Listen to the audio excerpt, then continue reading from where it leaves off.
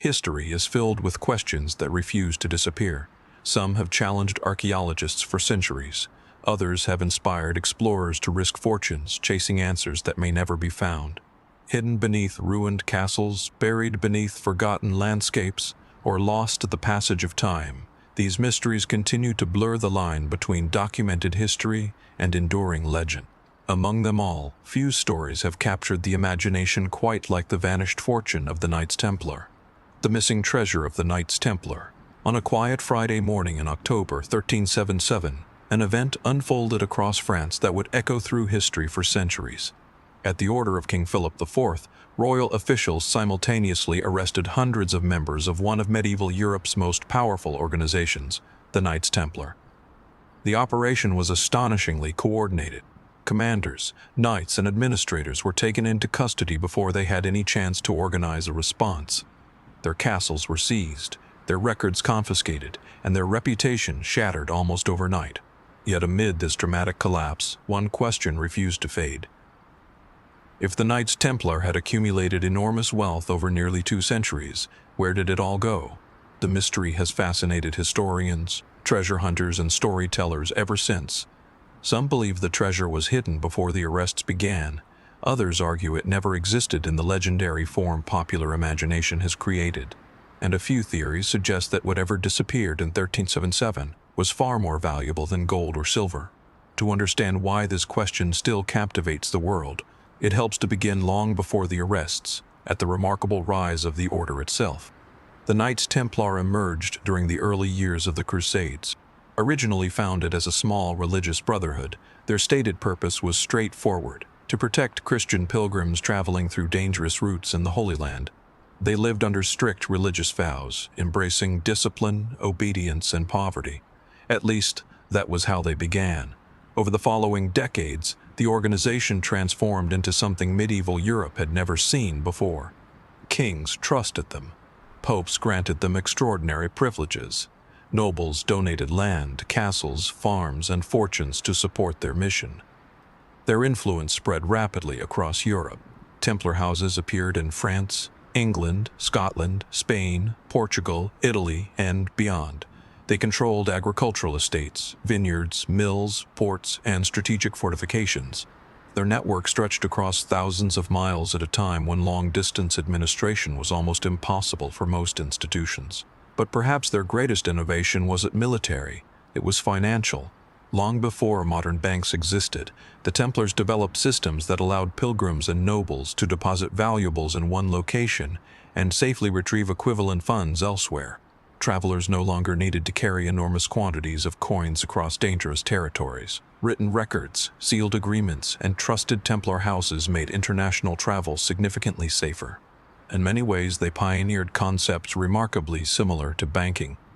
This financial expertise dramatically increased both their influence and their wealth. As their reputation grew, rulers entrusted them with safeguarding royal treasuries. Nobles sought their assistance in managing estates. Wealth flowed into the order from countless directions. Naturally, stories of immense riches soon followed. Medieval chroniclers describe treasure rooms filled with precious metals, jeweled reliquaries, ceremonial artifacts, and donations accumulated over generations. Whether these accounts reflected reality or became exaggerated over time remains uncertain, but they established the foundation for one of history's greatest legends. Then everything changed. King Philip IV of France faced enormous financial pressures. Wars had drained royal resources, while political ambitions demanded even greater funding. Ironically, Philip himself owed significant sums to the Templars. Instead of repaying those debts, he chose another path.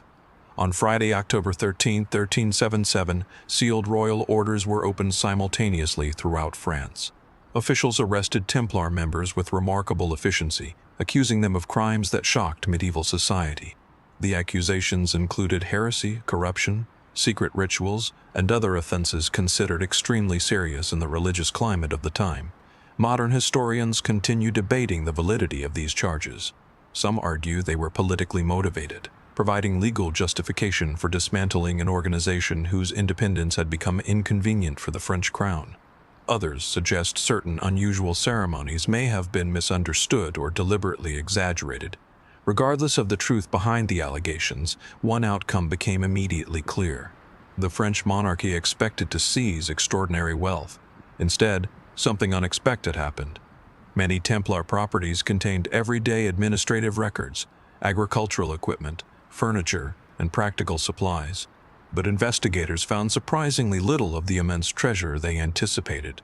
Where were the enormous reserves described in so many accounts? The missing wealth quickly became a mystery in its own right. One detail has fueled speculation for generations. Historical accounts suggest that shortly before the arrests, several wagons departed from the Templar headquarters in Paris under unusual circumstances. Some versions of the story claim these wagons carried valuable cargo toward ports along the Atlantic coast. Others suggest they transported sensitive records rather than precious metals. Exactly what these vehicles contained remains unknown. Even more intriguing are reports involving a small fleet of ships. According to various traditions, several Templar vessels left the French port of La Rochelle shortly before the royal crackdown reached its peak. When authorities attempted to seize the fleet, many of the ships were reportedly gone. Where they sailed has never been conclusively established. This single detail has inspired centuries of theories. Some researchers believe the ships carried surviving members of the order to friendly territories outside French control. Others believe they transported portable wealth. Still others suggest they carried important archives whose contents may have been considered more valuable than gold itself. Unfortunately, surviving records provide no definitive answer. The uncertainty leaves ample room for interpretation. One possibility is remarkably simple. Perhaps there never was one enormous treasure. The Templars managed properties across much of Europe. Their wealth consisted not only of coins and jewels, but also of farmland, buildings, legal rights, loans, and income-producing estates. Much of their value couldn't simply be loaded onto wagons overnight. From this perspective, the legendary missing treasure may be the result of misunderstanding medieval economics. Land cannot disappear. Outstanding loans cannot be hidden inside caves. Administrative wealth leaves few dramatic stories. Yet this explanation doesn't satisfy everyone. The order certainly possessed movable valuables as well. Ceremonial objects, donations from monarchs, religious relics, precious metals, and diplomatic gifts all represented portable assets. If these existed in substantial quantities, where did they go? Several countries have entered the discussion. Portugal offers one particularly interesting chapter. Unlike France, Portuguese authorities treated many former Templars differently. Rather than eliminating the organization entirely, its members were reorganized under a new institution that continued operating with royal approval. Some historians argue that at least part of the Templar infrastructure, resources, and expertise quietly survived this transition. If valuable records or assets accompanied that transformation, they may never have been viewed as missing within Portugal itself. Scotland presents another enduring possibility. Because political circumstances differed significantly from those in France, legends developed suggesting that fleeing Templars found refuge there. According to later traditions, they carried treasure, sacred relics, or military knowledge northward. Evidence supporting these stories remains limited. Still, the legends continue attracting researchers eager to connect scattered historical clues. Then there are the countless stories of hidden vaults. Across Europe, old castles, ruined chapels, underground tunnels, and forgotten monasteries have all been proposed as possible hiding places. Every generation seems to discover another location supposedly linked to the lost fortune. Excavations occasionally uncover medieval coins, religious objects, or buried storage chambers, but none have conclusively solved the mystery. Instead, each discovery often raises new questions. What exactly qualifies as the Templar treasure? Is it gold, sacred relics, confidential documents, financial records, or perhaps something entirely different? Some scholars encourage looking beyond material wealth altogether. The Templars accumulated enormous practical knowledge. They managed international logistics, maintained diplomatic relationships across continents, constructed impressive fortifications, and administered one of the medieval world's most sophisticated organizational networks. Information itself represented power. Detailed financial ledgers, political correspondence, engineering knowledge, navigation records, and diplomatic agreements could all have been considered treasures worthy of protection. If such archives disappeared during the order's collapse, their loss may have altered history in ways impossible to measure today. This broader definition transforms the mystery. Instead of searching for glittering chests beneath ancient ruins, historians began asking different questions. Which documents vanished? Which records were destroyed? Which secrets simply faded as generations passed? These questions are far more difficult to answer than locating buried coins. Time has only deepened the fascination. Modern technology, including satellite imaging, ground-penetrating radar, and archaeological surveys, has investigated sites connected to Templar history with increasing precision. Occasionally, researchers uncover forgotten chambers or medieval structures hidden beneath later construction. Each discovery briefly reignites hopes that the mystery may finally be solved, yet definitive proof remains elusive. Historians generally agree on one important point. The popular image of mountains of gold hidden beneath a remote fortress probably reflects centuries of legend more than documented history. Reality was likely far more complex. The Order's wealth existed in many forms, spread across numerous kingdoms, managed through intricate administrative systems rather than concentrated inside a single treasure room. Still, unanswered questions remain. Why were expected valuables absent from key locations? Did officials underestimate how quickly Templar administrators could protect sensitive assets? Were some resources quietly transferred before the arrests? Or did later generations gradually transform ordinary historical gaps into extraordinary legends? These uncertainties explain why the story continues capturing imaginations more than 7 centuries later. The missing treasure of the Knights Templar is ultimately about far more than wealth. It reflects the sudden fall of a global institution, the fragility of political power, and the enduring human desire to believe that history still holds remarkable secrets waiting beneath forgotten stones. Perhaps the greatest mystery is not whether the treasure exists, but why the search itself has endured for so long. As long as abandoned castles stand, medieval tunnels remain unexplored, and faded documents continue emerging from forgotten archives, the legend of the Knights Templar's missing treasure will remain one of history's most compelling unsolved enigmas, inviting each new generation to ask the same timeless question: what, if anything, truly disappeared in a 37-7? The hidden tomb of Genghis Khan. Few individuals have changed the course of history as dramatically as Genghis Khan. In just a few decades, he united scattered nomadic tribes, forged the foundations of the Mongol Empire, and reshaped the political map of Asia and Europe. His armies crossed deserts, mountains, and vast grasslands, creating one of the largest contiguous empires the world has ever known. Yet despite the enormous impact of his life, one of the most basic historical questions remains unanswered. Where was Genghis Khan buried? It is an extraordinary mystery. Historians know the approximate year of his death. They understand the immense influence he held over millions of people. They can trace many of his military campaigns with remarkable precision, but the location of his final resting place has never been confirmed. For archaeologists, it represents one of history's greatest unsolved discoveries. For Mongolia, it is a subject deeply connected to national identity and cultural tradition. And for countless explorers, it has become the ultimate historical treasure hunt, not because of rumors of hidden riches alone, but because finding the tomb could answer questions that have remained unresolved for more than 8 centuries. To understand why the burial place has remained hidden for so long, it is important to begin with the man himself. Born around 1162 and originally named Temujin, Genghis Khan grew up in a harsh and unpredictable world. The Mongolian steppe demanded resilience. Survival depended on strong alliances, skilled horsemanship, and the ability to adapt quickly to changing circumstances. His early life was marked by hardship. After the death of his father, his family lost much of its protection and status. According to historical accounts, they faced years of uncertainty before Temujin gradually rebuilt his influence through diplomacy, strategic alliances, and military success. Over time, he united rival tribes that had spent generations competing against one another.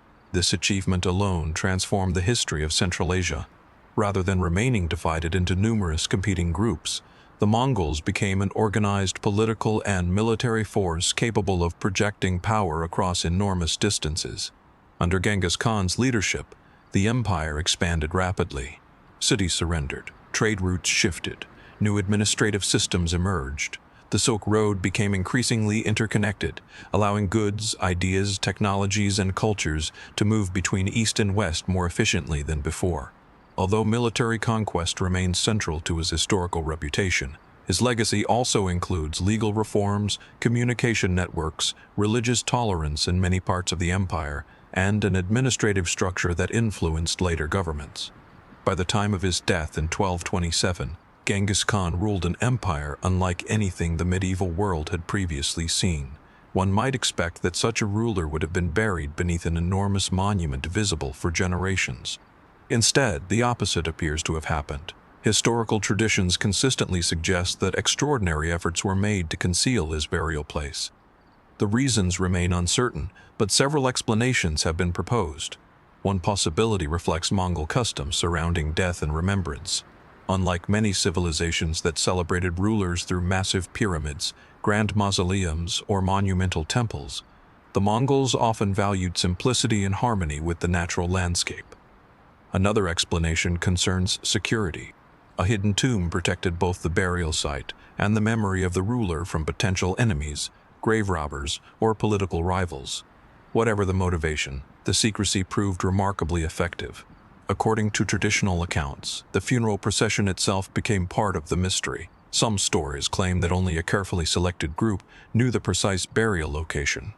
Others suggest that the route taken to the tomb was intentionally concealed. Perhaps the most famous legend describes horsemen riding repeatedly across the burial site to erase visible traces from the landscape. Another tradition tells of trees being planted over the location so that nature would quickly reclaim the area. Whether these accounts are historically accurate remains impossible to verify. They were recorded long after the events they describe and may combine genuine tradition with symbolic storytelling. Yet their persistence highlights an important point. From the very beginning, secrecy surrounded the burial. That secrecy has survived for centuries. Unlike many royal tombs eventually uncovered through archaeology, Genghis Khan's resting place has resisted every confirmed search. The challenge begins with geography. Mongolia covers an immense landscape of mountains, forests, grasslands, and deserts. Large regions remain sparsely populated even today. Without precise historical records, narrowing the search area becomes extraordinarily difficult. Researchers have long focused on the Khentii Mountains, a region closely associated with Genghis Khan's early life. Many historians believe he felt a deep personal connection to this landscape. Ancient chronicles describe it as a place of great importance during his rise to power. If he expressed a wish to be buried somewhere familiar, the Khentii region would certainly make sense. However, the mountains cover thousands of square kilometers. Searching such an area is comparable to finding a single hidden chamber within an entire country. Modern archaeology has introduced powerful new tools. Satellite imagery allows researchers to identify unusual patterns invisible from the ground. Ground-penetrating radar can reveal buried structures without excavation. Remote sensing technologies help detect subtle changes in terrain. Drones provide detailed aerial surveys of otherwise inaccessible regions. Despite these advances, no confirmed royal tomb has emerged. Interestingly, technology has also changed how archaeologists approach the mystery. Rather than conducting large-scale excavations, many researchers now emphasize non-invasive methods that minimize disturbance to culturally significant landscapes. This reflects an important ethical consideration. For many Mongolians, Genghis Khan remains a deeply respected historical figure whose burial place deserves protection rather than intrusion. Consequently, some believe the search itself should remain limited. Others argue that responsible archaeology could preserve the site while greatly expanding historical knowledge. The discussion continues. Meanwhile, historical texts offer only limited guidance. The principal medieval source describing early Mongol history is known as the Secret History of the Mongols. Although it provides invaluable insight into Genghis Khan's life and achievements, it remains surprisingly silent regarding the exact location of his tomb. This omission may not be accidental. If secrecy formed part of the burial tradition, contemporary writers may have deliberately avoided recording sensitive details. Other historical accounts written by Persian, Chinese, and European observers mention his death but likewise fail to identify the burial site with certainty. Instead of providing answers, they reinforce the mystery. As centuries passed, local legends multiplied. Some traditions describe hidden valleys accessible only through secret routes. Others speak of remote mountain slopes known only to trusted companions. A few stories even suggest rivers were temporarily diverted to conceal the burial forever. Although such accounts capture the imagination, historians approach them carefully.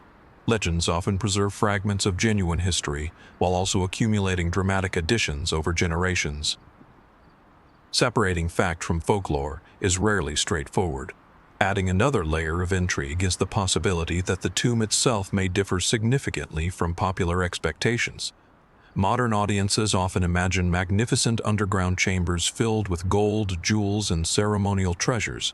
Yet this image reflects assumptions based on civilizations such as ancient Egypt or Imperial China. The Mongols followed different traditions. If Genghis Khan requested a relatively modest burial consistent with cultural customs, archaeologists might not be searching for an enormous palace beneath the earth. Instead, the tomb could blend remarkably well into its natural surroundings. Its greatest defense may not be elaborate architecture. It may simply be invisibility. That possibility complicates every search effort. Researchers cannot assume what they are looking for. Even if they unknowingly passed near the site, distinguishing it from ordinary terrain might prove extraordinarily difficult. Another fascinating question concerns what, if anything, accompanied Genghis Khan into the grave. Historical rulers were often buried alongside symbolic possessions representing authority, belief, or personal identity. If such objects survived undisturbed, they could provide unprecedented insight into Mongol culture during the early 13th century. Artifacts might reveal details about craftsmanship, diplomacy, trade networks, religious practices, military organization, or daily life. For archaeologists, the potential historical value extends far beyond treasure. Every object could answer questions that written records cannot. This scientific importance explains why interest in the tomb remains so strong. Finding it would not merely solve an old mystery. It could transform understanding of one of history's most influential empires. Yet many scholars emphasize that some mysteries deserve patience. Excavation is irreversible. Once a site has been disturbed, it can never return to its original state. Careful documentation, respectful methodology, and cultural consultation remain essential whenever significant discoveries are considered. In the case of Genghis Khan, these responsibilities carry particular weight. His legacy belongs not only to historians, but also to the people whose heritage remains closely connected to his memory. Perhaps this balance between curiosity and respect explains why the mystery continues without resolution. Unlike fictional treasure hunts driven purely by adventure, the search for Genghis Khan's tomb raises broader questions. How should humanity investigate the past? When does scientific discovery outweigh cultural preservation? Can history sometimes remain meaningful even when certain answers stay hidden? These questions have no simple solution. They remind us that archaeology is not merely about uncovering forgotten objects. It is also about understanding the societies that created them. The mystery has inspired countless expeditions over the last century. Researchers have examined ancient routes, analyzed historical chronicles, surveyed mountain landscapes, and applied increasingly sophisticated technology. Each effort has expanded knowledge of Mongol history, yet the central question remains unanswered. No universally accepted tomb has been identified. No definitive archaeological evidence has confirmed the burial location. No single theory explains every surviving tradition. Perhaps that is precisely why this mystery continues to captivate audiences around the world. It combines one of history's most powerful rulers with one of archaeology's greatest unanswered questions. It invites both scientific investigation and thoughtful imagination, without requiring sensational claims. More than 800 years after Genghis Khan's death, the vast landscapes of Mongolia still guard their secrets. The winds continue to sweep across the grasslands. The forests of the Khenti Mountains remain largely unchanged.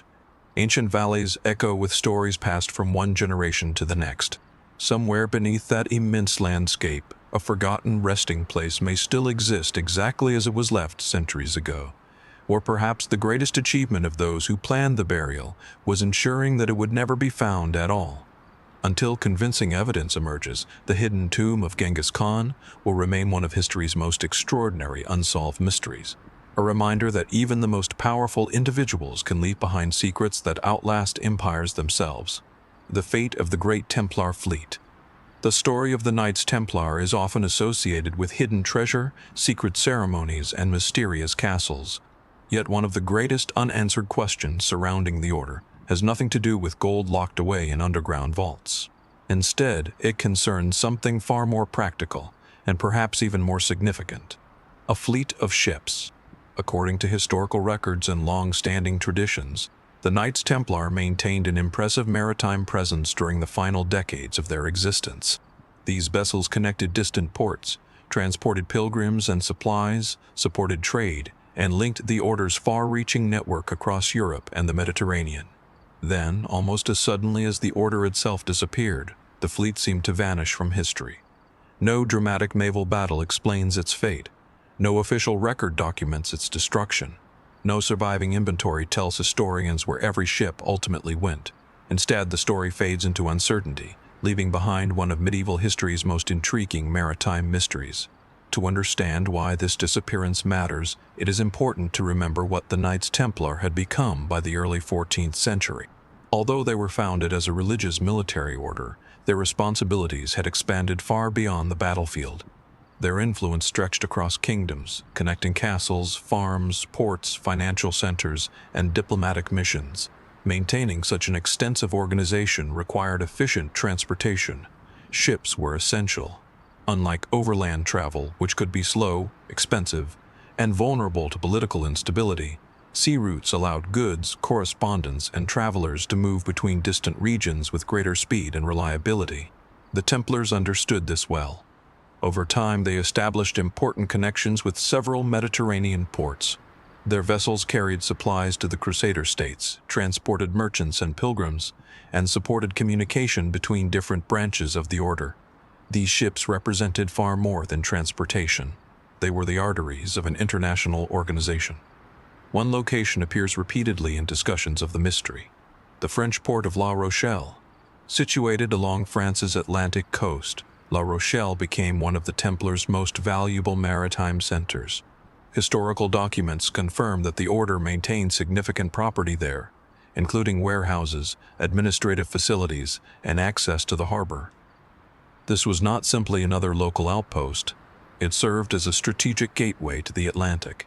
For years, ships came and went, connecting France with other parts of Europe. Supplies, financial documents, correspondence, and valuable cargo all passed through this busy port. Then came the dramatic events of October 37. King Philip IV launched his coordinated campaign against the Knights Templar, ordering simultaneous arrests throughout France. Officials moved quickly. Templar houses were searched. Property was seized. Members of the order were taken into custody. The French crown expected to secure not only the organization's leadership, but also its wealth and logistical resources. Yet something curious happened. When investigators turned their attention toward La Rochelle, many of the ships that observers expected to find were no longer there. Exactly how many vessels had departed remains uncertain. Historical sources differ, and surviving records are incomplete. Some later traditions speak of an organized fleet leaving the harbor shortly before the arrests became public knowledge.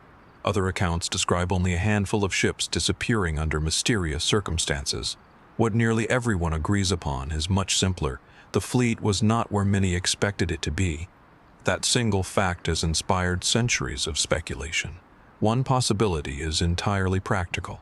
Perhaps the ships had simply departed on routine commercial voyages before the arrests began. Medieval vessels rarely remained in port for long periods.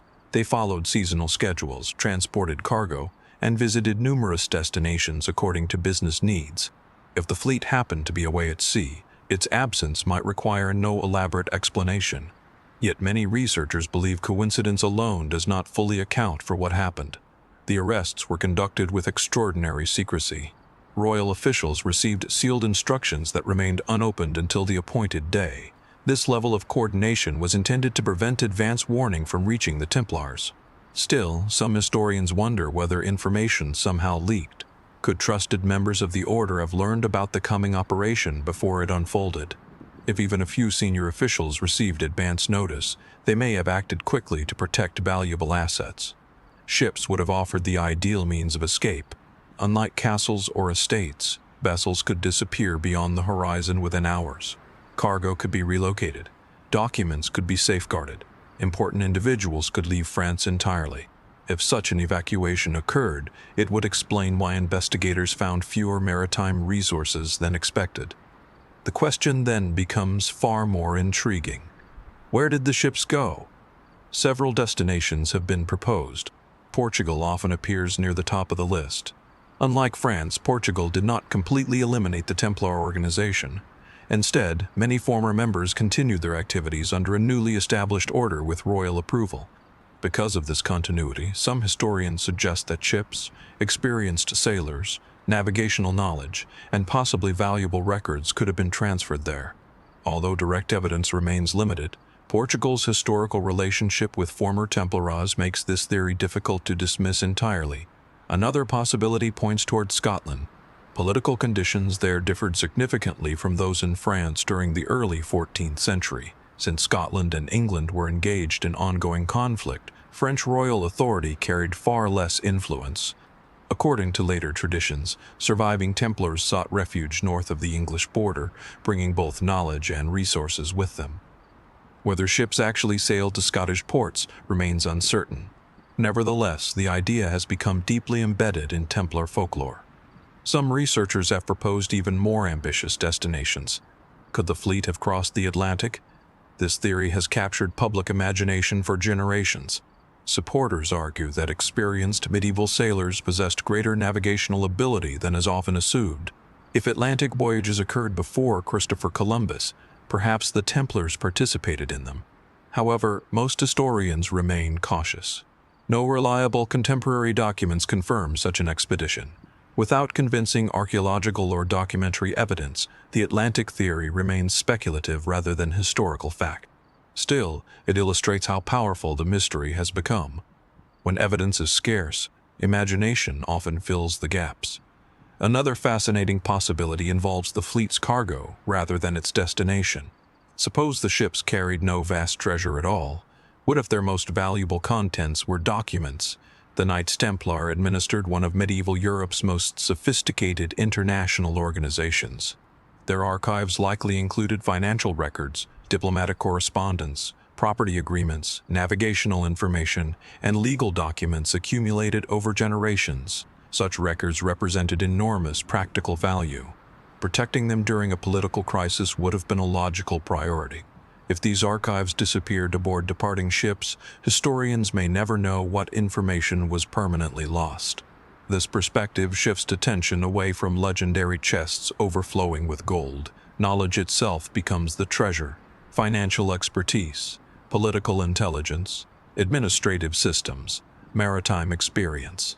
Together, these resources could prove more valuable than precious metals. The disappearance of such information would also explain why later generations struggled to reconstruct certain aspects of Templar history. Of course, another explanation is equally possible. Perhaps the fleet did not disappear dramatically at all. Following the suppression of the order, surviving vessels may simply have been absorbed into other governments, merchant organizations, or successor institutions. Ships have practical value. New owners frequently rename them, modify them, and continue using them.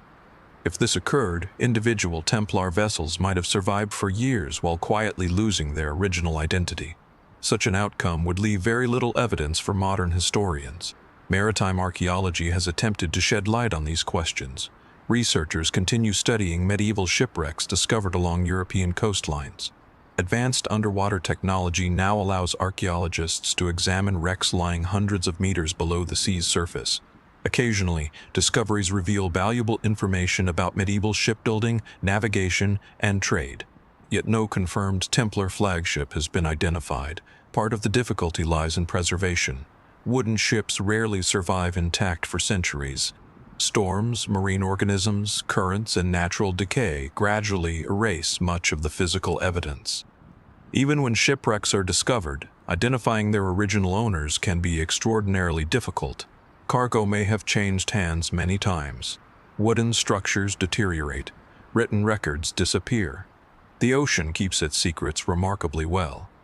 Historical documents provide only partial assistance. Royal financial records mention seizures of Templar property. Church documents record legal proceedings.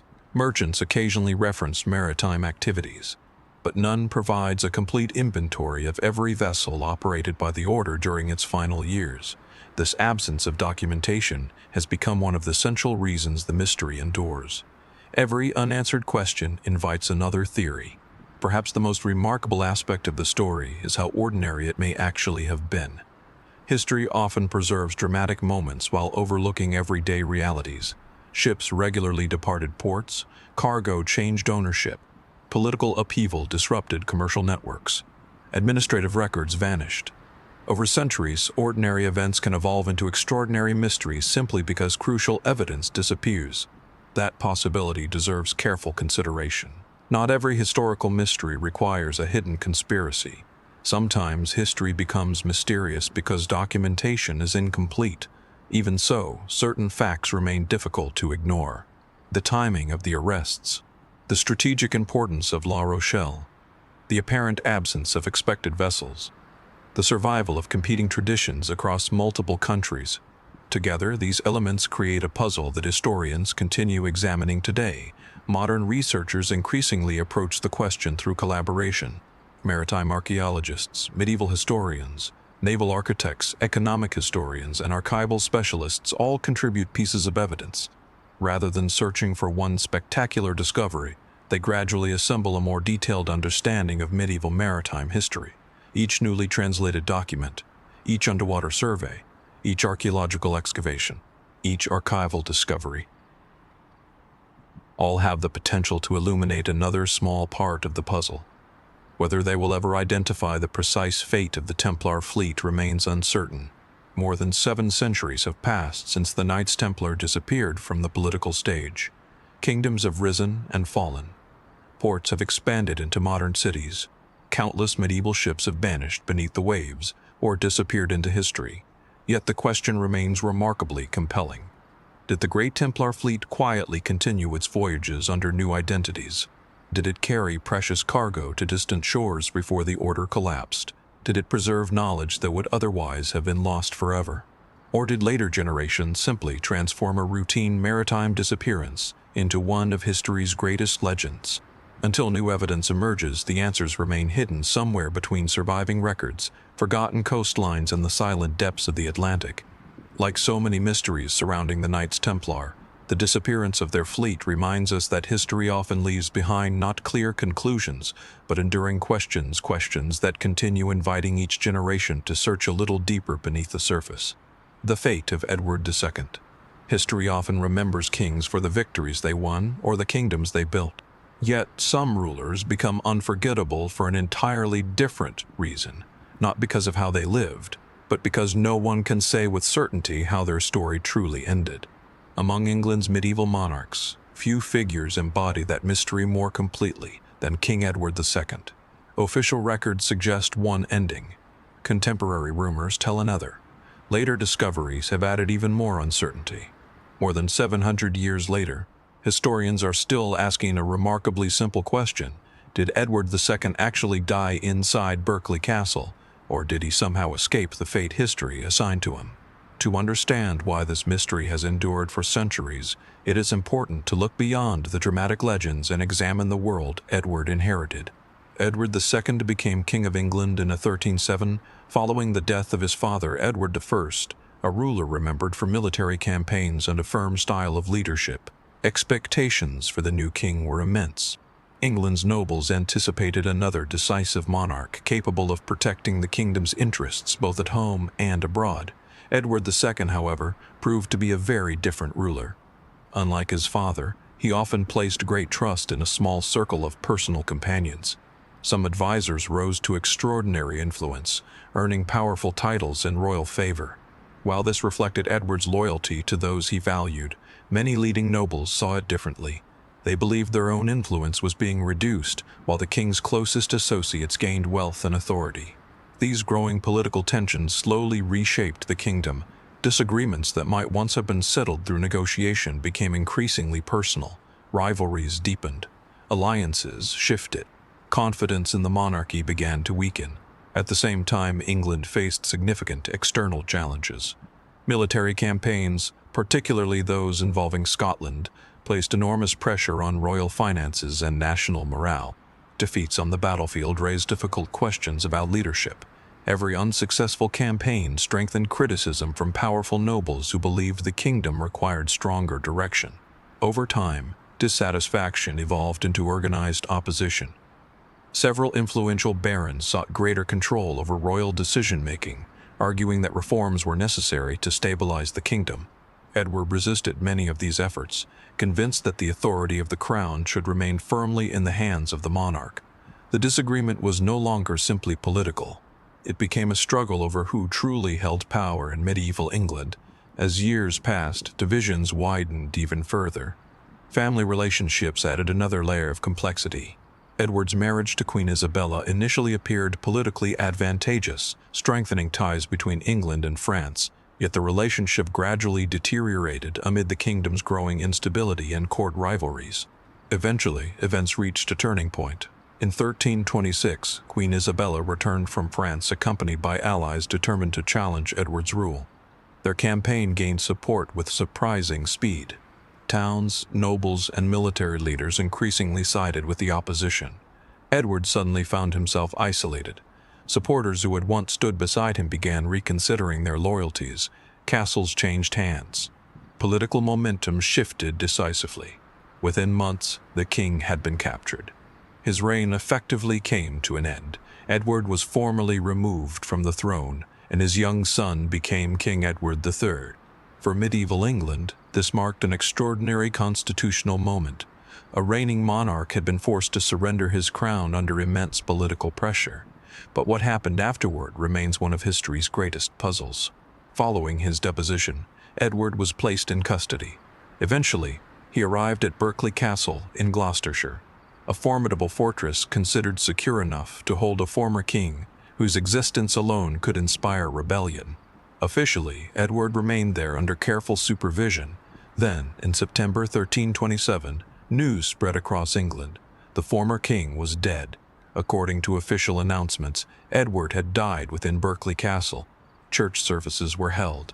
Arrangements were made for burial. The kingdom moved forward under its new monarch. At first glance, the story appears straightforward, yet almost immediately, doubts began to emerge. One reason involved the political circumstances surrounding Edward's reported death. As long as the former king remained alive, he represented a potential rallying point for opponents of the new government. Rival factions could attempt to restore him to the throne, creating years of instability. His confirmed death solved that problem. This practical political reality has caused many historians to ask whether the official account served broader interests beyond simply recording historical events. Adding to the uncertainty is the surprising lack of detailed contemporary documentation. For an event involving a former king of England, surviving records leave remarkable gaps. Different chroniclers reported varying details. Some accepted the official version without question. Others hinted that rumors of survival were already circulating. In medieval Europe, rumors spread quickly, but some rumors disappeared just as rapidly. The story of Edward II's survival did the opposite. It persisted. One of the most intriguing pieces of evidence emerged years later in the form of what has become known as the Fieschi letter. Written by a cleric named Manuela Fieschi, the document presents an extraordinary alternative narrative. According to the letter, Edward did not die at Berkeley Castle at all. Instead, he allegedly escaped imprisonment, traveled across Europe, lived anonymously for years, and eventually adopted the life of a religious hermit. If true, it would completely rewrite one of England's most famous royal stories. Naturally, historians have examined the letter with great care. Some view it as a fascinating historical curiosity, containing genuine information unavailable elsewhere. Others believe it reflects misunderstanding, hearsay, or deliberate invention. The document itself offers no definitive proof. Instead, it deepens the mystery. Supporters of the survival theory point to several interesting observations. First, they note that medieval governments sometimes concealed politically sensitive information when stability depended upon controlling public perception. Second, they argue that Edward's continued existence may have been considered too dangerous during a fragile political transition. Finally, they observe that later reports occasionally describe mysterious individuals claiming knowledge of the former king's fate. None of these points prove survival, but together they encourage continued debate. Skeptics, however, offer compelling counterarguments. The official government announced Edward's death. A funeral took place. A tomb was established. Generations accepted that account. From their perspective, extraordinary claims require extraordinary evidence. A single disputed document written years after the event cannot outweigh contemporary administrative records without additional supporting proof. Even so, questions remain. One particularly interesting aspect involves the funeral itself. Some historians have wondered how many people actually viewed Edward's body before burial. Medieval royal funerals often involved elaborate ceremonies, but political sensitivity sometimes limited direct public access. If relatively few witnesses confirmed the identity of the deceased, opportunities for mistaken identity or deliberate substitution become at least theoretically possible. Again, this remains speculation rather than established fact. Yet, mysteries often survive precisely because certainty proves difficult. Modern historians increasingly focus not only on whether Edward survived, but also on why the survival story gained such remarkable popularity. Medieval society valued stories that blurred the boundary between history and legend. A hidden king living quietly in exile appealed to popular imagination in much the same way that legends of returning heroes appeared throughout European history. Whether literally true or not, such stories expressed hopes, fears, and political uncertainty. Edward's uncertain fate fit perfectly into that tradition. Archaeological evidence has done little to settle the debate. Berkeley Castle still stands, offering visitors a tangible connection to the events of 1327. Historians continue studying architectural features, surviving records, and contemporary accounts associated with the castle. Yet no physical discovery has conclusively answered the central question. Likewise, Edward's tomb remains an important historical monument. Its existence confirms that medieval England believed a former king had been buried there. It does not necessarily resolve every question surrounding the identity of the individual placed within it. Historical investigation often works this way. New discoveries rarely eliminate every uncertainty. Instead, they refine the questions researchers ask. Edward II's story also illustrates how fragile medieval historical records can be. Unlike the modern world, where countless photographs, videos, and official documents preserve major events, 14th century Europe relied upon handwritten chronicles, letters, administrative records, and personal testimony. Many documents disappeared through war, fire, neglect, or simple passage of time. Others survive only in copies created decades later. Every missing page creates opportunities for competing interpretations. That uncertainty has allowed Edward II's final chapter to remain remarkably flexible. Novelists imagine daring escapes, documentary filmmakers reconstruct possible scenarios. Academic historians carefully compare surviving evidence, often reaching different conclusions despite examining the same sources. This diversity of interpretation reflects the complexity of the evidence itself. No single theory answers every question. If Edward died at Berkeley Castle, why did convincing survival stories appear so quickly? If he escaped, how did such an extraordinary secret remain hidden for generations? Both possibilities contain unresolved challenges. Perhaps that explains why this mystery continues attracting attention from scholars and history enthusiasts alike. It reminds us that history is rarely a collection of perfectly preserved facts. Instead, it resembles an enormous puzzle with pieces scattered across centuries. Some pieces survive intact. Others are damaged. Many have vanished completely. Researchers must reconstruct the larger picture using whatever evidence remains. In Edward II's case, enough pieces exist to tell a compelling story, but not enough to remove every doubt.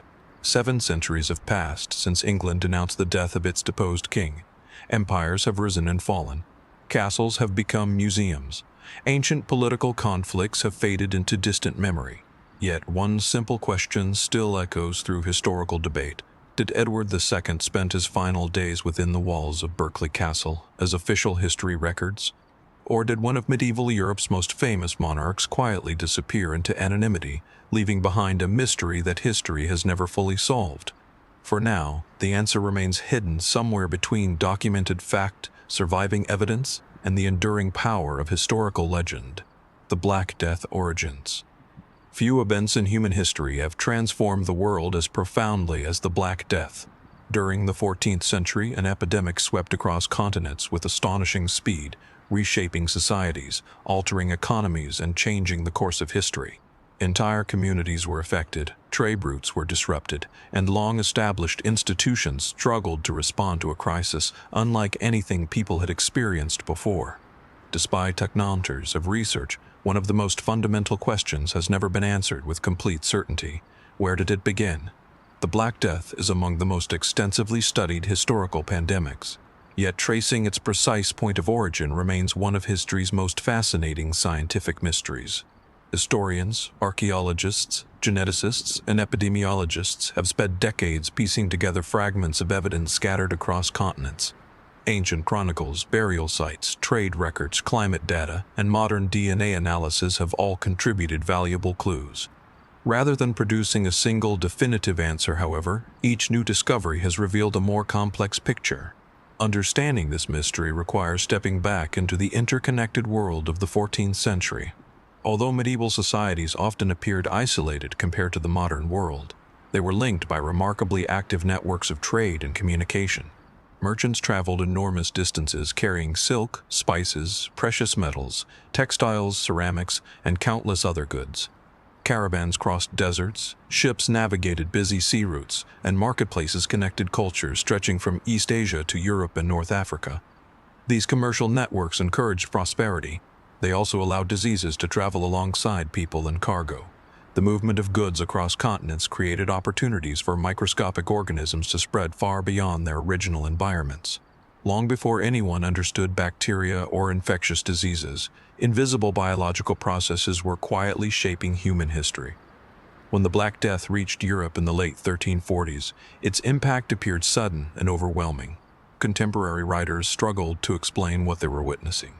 Many believed the epidemic represented divine punishment. Others blamed unusual weather, planetary alignments, or environmental changes. Medical knowledge of the period was limited, and observers could only describe events through the understanding available to them. Fortunately for modern researchers, these written accounts still provide valuable historical evidence. They record when outbreaks appeared, how quickly they spread, and which regions were affected first. Yet they rarely answer the most important question: where had the disease come from? For many years, historians looked towards Central Asia. This vast region occupied a strategic position between East and West, connected by the famous Silk Road. Goods moved continuously across its caravan routes, linking distant civilizations through commerce and diplomacy. If an infectious disease emerged somewhere along these networks, it could potentially spread in multiple directions. This theory appeared increasingly plausible as scholars compared medieval travel patterns with historical outbreak records. But identifying one exact location proved far more difficult. Historical documents from the period are incomplete. Many have been lost. Others describe events using terminology that does not always correspond to modern medical understanding. As a result, researchers have often needed to combine historical evidence with scientific investigation. One breakthrough came through the field of ancient DNA. Over the past few decades, scientists have developed techniques capable of identifying genetic material preserved in archaeological remains. These methods allow researchers to study diseases that affected people hundreds or even thousands of years ago. Instead of relying solely on written descriptions, scientists can now search directly for biological evidence. This transformed the investigation.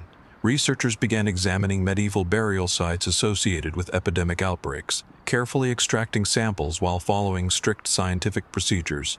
Among the most significant discoveries came from cemeteries near Lake Izuk-Kul in present-day Kyrgyzstan. These burial grounds had attracted scholarly attention because inscriptions on several gravestones referred to a devastating epidemic during the late 1330s. At first glance, this appeared to be a remarkable coincidence. The dates preceded the arrival of the Black Death in Europe by only a few years. Could these burials preserve evidence connected to the pandemic's earliest stages? Genetic analysis produced fascinating results. Scientists identified DNA associated with Yersinia pestis, the bacterium responsible for plague. Even more importantly, The genetic lineage appeared closely related to strains that later spread widely during the Black Death. This discovery significantly strengthened the argument that Central Asia played an important role in the pandemic's early history. However, the findings did not solve every question. Identifying an early outbreak is not necessarily the same as identifying the original source. Diseases evolve over time. Animal populations can harbor pathogens for long periods before widespread human transmission occurs. The earliest currently known evidence may simply reflect the oldest surviving record rather than the true beginning. Consequently, the mystery remains open. Another important aspect involves wildlife. Modern science has shown that plague bacteria can circulate naturally among certain rodent populations without immediately causing large human epidemics. These animal reservoirs exist in various regions across Asia and elsewhere. Environmental changes, shifting climate conditions, and increased interaction between humans and wildlife may occasionally create opportunities for diseases to move into human populations. Understanding these ecological relationships has become a major focus of modern research. Climate history has also entered the discussion. Tree rings, ice cores, lake sediments, and other natural records allow scientists to reconstruct past environmental conditions with remarkable precision.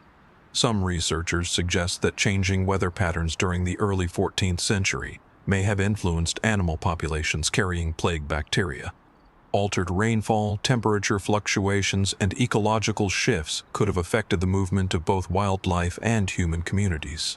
Although this hypothesis remains under investigation, it highlights how environmental history and disease history often intersect. The story becomes even more intriguing when considering the remarkable scale of medieval trade. The Mongol Empire had established an enormous zone of relative stability across much of Eurasia. Merchants could travel greater distances with increased security compared to earlier centuries. Cities expanded, markets flourished, cultural exchange accelerated. Ironically, the same interconnected world that encouraged prosperity may also have created ideal conditions for a disease to spread across continents. Caravans stopped at trading posts. Ships visited busy ports. Travelers interacted with diverse communities before continuing their journeys. Without realizing it, they sometimes carried far more than commercial goods. By the time unusual illnesses attracted attention, transmission had often progressed well beyond the original location. This explains why identifying a single starting point remains so challenging. The pandemic did not spread like a straight line drawn across a map. Instead, it unfolded through countless interconnected routes involving people, animals, commerce, and changing environmental conditions. Historians therefore emphasize caution when discussing origins. Simple explanations rarely capture the full complexity of historical events. Different regions preserve different types of evidence. Some possess detailed written records. Others contribute archaeological discoveries. Still others provide genetic information unavailable anywhere else. Each discipline offers one piece of a much larger puzzle. Public imagination has sometimes preferred dramatic theories. Legends have suggested deliberate acts, mysterious poisons, or hidden conspiracies. While such stories can be compelling, careful historical investigation has found little reliable evidence supporting these claims. Instead, the available evidence points toward a far more complex interaction between biology, environment, and human movement. Reality often proves more intricate than legend. One reason this mystery continues attracting attention is its relevance today.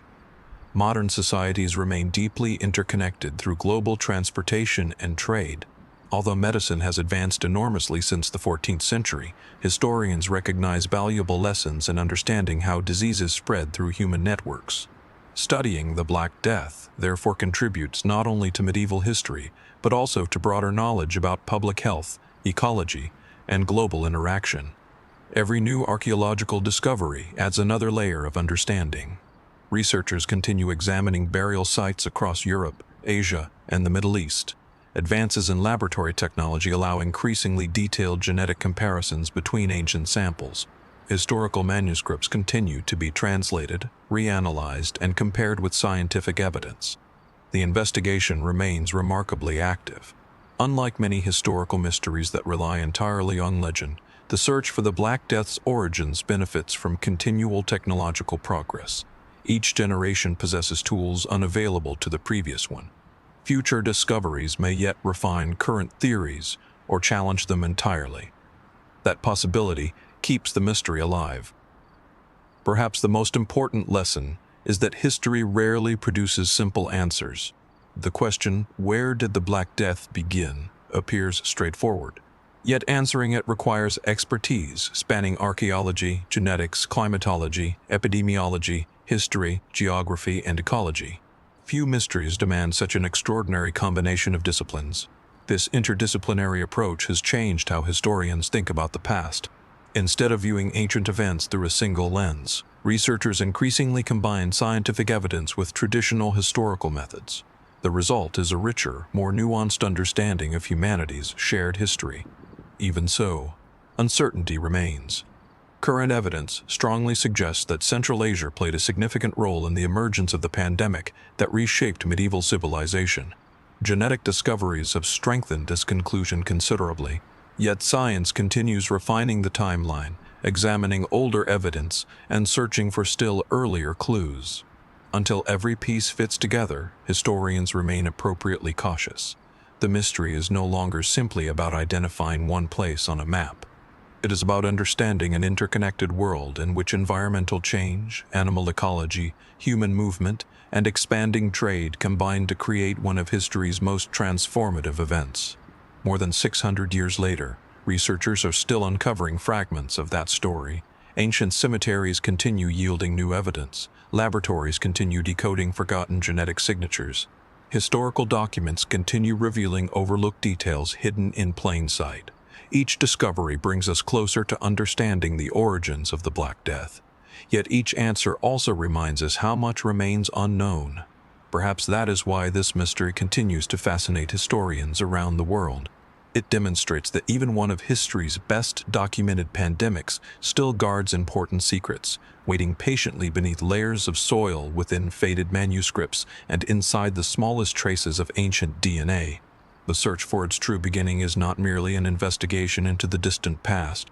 It is a reminder that history, science, and human curiosity remain deeply connected, and that some of the greatest mysteries are solved not through a single dramatic discovery, but through countless small pieces of evidence, slowly revealing the larger picture. The lost Atlantic expedition of Abu Bakr II out. Centuries before European explorers crossed the Atlantic in search of new routes and unknown lands. An extraordinary story emerged from one of Africa's greatest medieval empires. It speaks of a ruler who willingly gave up one of the richest kingdoms on earth, not because he was defeated in battle or forced from power, but because he wanted to answer a single question: what lay beyond the western horizon? If the story is true, Abu Bakr II of the Mali Empire organized one of history's most ambitious maritime expeditions, sailing into the Atlantic Ocean nearly 200 years before Christopher Columbus began his famous voyage. Yet there is a remarkable twist. The expedition never returned. No confirmed shipwreck has been found. No detailed logbook survives. No settlement has been identified with certainty. Instead, historians are left with one of medieval history's most intriguing mysteries. Did Abu Bakr II truly attempt to cross the Atlantic? And if so, what became of his fleet? To understand why this story has fascinated scholars for generations, it helps to begin with the empire itself. During the 13th and 14th centuries, the Mali Empire was one of the wealthiest and most influential states in the world. Stretching across large areas of West Africa, it controlled important trade routes that linked goldfields, salt mines, agricultural centers, and thriving cities. Its prosperity attracted merchants from North Africa, the Middle East, and beyond. Caravans crossed the Sahara carrying valuable goods, while scholars traveled to centers of learning where knowledge in mathematics, astronomy, law, and literature flourished. Far from being isolated, Mali was deeply connected to the wider medieval world. Among its rulers was a figure known as Abu Bakr II. Curiously, very little direct historical information survives about him. Unlike some medieval monarchs whose reigns are documented through extensive chronicles, Abu Bakr II appears only briefly in the historical record. The most important account comes indirectly through his successor, Mansa Musa. Mansa Musa is remembered today for his extraordinary pilgrimage to Mecca in 1324, a journey so magnificent that contemporary observers across North Africa and the Middle East recorded its details. His immense generosity and the wealth of Mali became famous throughout the known world. During this journey, Mansa Musa reportedly explained how he came to rule the empire. According to accounts preserved by historians, the previous ruler, identified as Abu Bakr II, had become fascinated by the Atlantic Ocean. He reportedly believed that the sea did not simply continue forever. Instead, he wanted to discover what existed beyond the western horizon. To answer that question, he organized an expedition. The first fleet was substantial. According to the account, hundreds of ships were prepared and supplied for a long voyage. Their instructions were straightforward: sail west, continue until reaching the limits of the ocean or discovering new lands, then return with information. Only one vessel reportedly came back. Its captain described seeing powerful ocean currents carrying the rest of the fleet farther west until they disappeared from sight. The description suggested that continuing would be too dangerous, prompting his own return. For many rulers, such news might have ended the experiment, not Abu Bakr II. According to the story, he interpreted the report differently.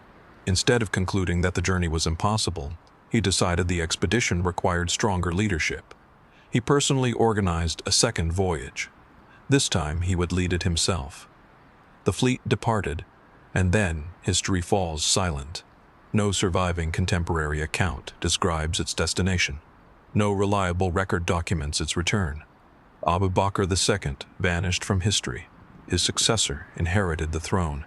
The mystery began. At first glance, the story seems almost unbelievable. Could a medieval African empire truly have organized a transatlantic expedition decades before Europe's great age of exploration? Historians approach this question carefully. One important point is that the story itself is genuine in the sense that medieval sources record Mansa Musa relating it. The account is not a modern invention. However, recording a story is not the same as confirming every detail within it. The challenge lies in determining how much reflects historical fact. Some researchers argue that the expedition was entirely plausible. The Mali Empire possessed remarkable wealth. Constructing large numbers of vessels would have been financially possible. Its rulers commanded extensive resources and maintained active trade networks. West African societies also had significant experience navigating rivers and coastal waters. Supporters therefore suggest that a carefully organized Atlantic voyage cannot be dismissed outright. Ocean currents provide another interesting clue. Modern maps show that currents flowing from West Africa naturally move toward parts of the Americas. Sailing west with these currents would have been easier than returning against them. This observation aligns surprisingly well with the medieval account describing ships being carried farther into the ocean. If vessels lacked an effective strategy for the return journey, they might simply have continued westward without ever making it home. Yet this possibility introduces another question. If the expedition reached the Americas, why is there so little evidence? Archaeologists have searched for signs of pre-Columbian contact between West Africa and the Americas for many years. So far, no discovery has achieved broad scholarly acceptance as definitive proof. Some proposed artifacts have later been reinterpreted. Other claims lack sufficient archaeological context. Without strong physical evidence, historians remain cautious. The absence of evidence does not necessarily prove the voyage never occurred, but it does prevent firm conclusions. Another possibility is that the expedition never crossed the Atlantic successfully. Ocean travel is unpredictable even today. Medieval sailors faced storms, changing winds, navigational uncertainty, and limited opportunities for communication once land disappeared from view. The fleet may have encountered conditions that prevented further progress. It might have become scattered across enormous distances. Some vessels could have survived while others did not. Without surviving records, certainty remains impossible. There is also the question of medieval ship design. Historians continue debating what types of vessels the Mali Empire may have used. Were they capable of extended ocean voyages, or were they better suited for rivers, coastal navigation, and shorter expeditions? Unfortunately, very few physical examples survive for comparison. The maritime history of medieval West Africa remains less thoroughly documented than that of some contemporary European civilizations. Consequently, researchers must rely on indirect evidence drawn from historical descriptions, archaeology, and environmental studies. Interestingly, the mystery has attracted attention from multiple academic disciplines. Historians analyze medieval chronicles. Oceanographers examine Atlantic currents. Archaeologists investigate possible cultural connections. Linguists compare languages. Botanists study the movement of crops between continents. Each field contributes valuable information, yet none has produced a universally accepted answer. The story also challenges long-standing assumptions about medieval exploration. For many years, historical narratives focused primarily on European voyages, while giving less attention to exploration undertaken by other civilizations. Modern scholarship increasingly recognizes that curiosity about distant lands existed in many parts of the world. Chinese fleets crossed enormous distances. Arab navigators explored the Indian Ocean. Polynesian sailors mastered the Pacific. The possibility that West African rulers also pursued ambitious maritime exploration no longer appears inherently implausible. Instead, historians ask more precise questions. What evidence supports specific claims? Which sources are reliable? What conclusions can reasonably be drawn? This careful approach reflects the strength of historical research. Rather than accepting or rejecting extraordinary stories outright, scholars compare every available piece of evidence. The mystery surrounding Abu Bakr II illustrates this process perfectly. One verified historical source records an extraordinary account. Ocean currents appear consistent with parts of the narrative. The Mali Empire possessed the resources to organize major expeditions, yet physical confirmation remains elusive. Consequently, historians occupy a middle ground. They neither dismiss the story entirely nor accept it without reservation. Perhaps one of the most fascinating aspects is the motivation attributed to Abu Bakr II. Unlike expeditions launched primarily for conquest or commerce, this journey appears driven by curiosity. The ruler reportedly wanted to know what existed beyond the known horizon. That desire to explore the unknown represents a deeply human characteristic shared across civilizations. Throughout history, explorers have repeatedly ventured into uncertain environments motivated by questions rather than guarantees. Whether crossing deserts, climbing mountains, or sailing unknown seas, curiosity has often inspired remarkable achievements. Abu Bakr II's story belongs naturally within that tradition. Modern technology may eventually provide new clues. Marine archaeology continues advancing rapidly. Researchers map sections of the Atlantic seabed previously unexplored. Remote sensing technologies reveal submerged landscapes. Archaeological techniques become increasingly sophisticated. Although discovering direct evidence after 7 centuries would be extraordinarily difficult, history has demonstrated that unexpected discoveries remain possible. Ancient shipwrecks continue emerging from oceans around the world. Forgotten manuscripts occasionally appear within neglected archives. Each new finding has the potential to reshape historical understanding. Until then, the mystery remains unresolved. Did Abu Bakr II successfully cross the Atlantic? Did his fleet establish contact with distant shores before disappearing into history? Did powerful currents carry the expedition beyond the possibility of return? Or did one of medieval Africa's boldest explorations end somewhere within the vastness of the ocean itself? No surviving document answers these questions with certainty. Perhaps that uncertainty explains why the story continues capturing imaginations centuries later.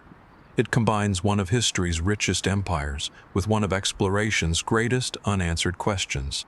It reminds us that the history of discovery is far broader than any single civilization, and that many remarkable journeys may have vanished simply because no record survived to tell their final chapter. Whether Abu Bakr II reached another continent or disappeared somewhere beneath Atlantic skies, his legend continues to symbolize humanity's enduring desire to look beyond the horizon and ask what lies just out of sight. And until compelling new evidence emerges, the lost Atlantic expedition of Abu Bakr II will remain one of history's most captivating maritime mysteries, standing at the intersection of exploration, ambition, and the enduring silence of the open sea. Secret chambers beneath Temple Mount. Few places on earth carry as much historical, religious, and cultural significance as the Temple Mount in Jerusalem. For thousands of years, this elevated plateau has stood at the center of some of history's most important events, serving as a sacred site for multiple faiths and generations of pilgrims. Every stone, pathway, and wall has witnessed centuries of construction, destruction, rebuilding, and devotion. Yet while millions of people have walked across its surface, some historians believe that the greatest mysteries may lie hidden beneath it. Are there secret chambers beneath the Temple Mount? The question has inspired explorers, archaeologists, religious scholars, and historians for centuries. It has also generated countless legends involving hidden passageways, forgotten vaults, lost treasures, and ancient archives.